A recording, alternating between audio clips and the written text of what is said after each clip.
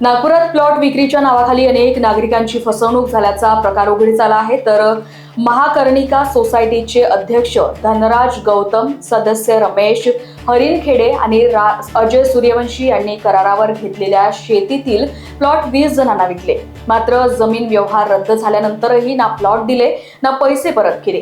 तक्रारीनंतर पोलिसांनी फसवणुकीचा गुन्हा दाखल केला असून धनराज गौतम आणि अजय सूर्यवंशी यांना अटक केली आहे।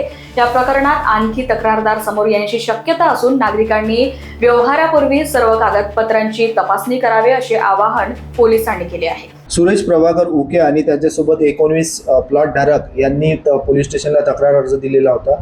त्या तक्रार अर्जाची चौकशी आमचे पोलीस हवालदार बर्वे यांनी केली आणि चौकशी अंती त्यांना असं दिसून आलं की महाकर्णिका सोसायटीचे अध्यक्ष धनराज शालिकराम गौतम, सदस्य रमेश हेमराज हरिणखेडे आणि त्यांचा एक साथीदार अजय चंद्रकुमार सूर्यवंशी या तिघांनी शेतमालक घारपांडे यांच्याकडून एक ॲग्रीमेंटवर शेती घेतलेली होती आणि त्यात प्लॉट पाडून या 20 लोकांना विकलेले होते।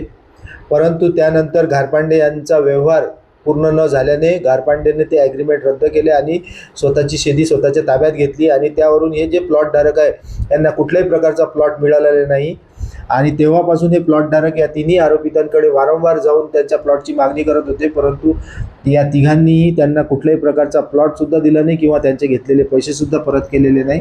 अशा प्रकारे यांनी त्यांची फसवणूक केल्याचे निष्पन्न झाल्याने त्यांच्याविरुद्ध विविध कलमांमध्ये गुन्हा नोंद करण्यात आलेला आहे। यात आम्ही आरोपी धनराज गौतम आणि अजय चंद्रवंशी या दोघांना अटक केलेली आहे। तिसरा जो आरोपी आहे रमेश हेमराज हरिणखेडे हा मरण पावलेला आहे। जवळपास 20 प्लॉट धारक आहे ज्यांची फसवणूक झालेली आहे। त्या सगळ्यांच्या तक्रार अर्जावरून आपण गुन्हा नोंद केलेला आहे। यात अजून प्लॉट धारक वाढण्याची शक्यता आहे, कारण बऱ्याच लोकांची या तिघांनी फसवणूक केलेली आहे। यांना अरेस्ट करून सध्या PCR मध्ये आहेत। कळमना वासियांना तसेच नागपूर शहर वासियांना माझे एकच आव्हान राहील की आपण कुठल्याही शेतीचा किंवा प्लॉट विक्रीचा किंवा खरेदीचा व्यवहार करीत असताना आपण सर्व दस्तऐवज व्यवस्थित तपासून घेतले पाहिजेत, जेणेकरून आपली अशा प्रकारची फसवणूक होणार नाही। लोकवाहिनी मीडियासाठी विशाल बंबडवार यांची रिपोर्ट, नागपूर।